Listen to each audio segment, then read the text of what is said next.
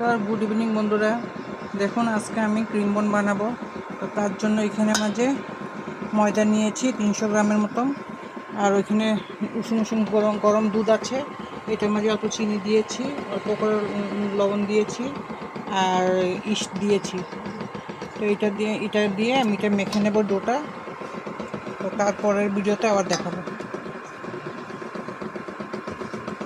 তারপর দেখুন আমি সব কটাকে এরকম করে লেচি কেটে তারপরে এরকম হাতের দুনো হাতের সাহায্যে তো এটাকে এরকম লম্বা লম্বা করে একটা এরকম এরকম করে লাইনের মতন করে নেব, তারপরে পাকিয়ে নেব, তারপরে এরকম করে সার্কেল করে দেব।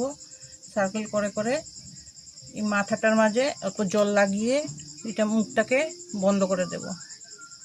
তো দেখুন আমি সব কটা বানিয়ে নিয়েছি। তখন আমি সব ভেজে নেব। দেখুন আমি কীরকম করে ভাজছি।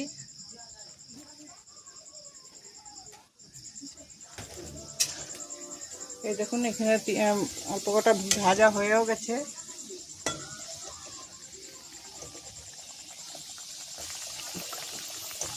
তো আজকের ভিডিওটা আমার কেমন হয়েছে, যদি ভালো লেগে থাকে তাহলে যারা ইউটিউব থেকে দেখছেন আমার চ্যানেলটিকে লাইক কমেন্ট সাবস্ক্রাইব করবেন, আর যারা ফেসবুক থেকে দেখছেন আমার চ্যানেলটিকে লাইক করবেন আর কমেন্ট করে জানাবেন আমার বনগুলো কেমন হয়েছে।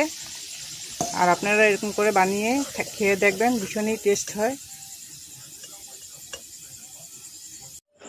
দেখুন আমার সব কটা ভাজা হয়ে গেছে। তো কেমন হয়েছে আমার ক্রিম বনটা।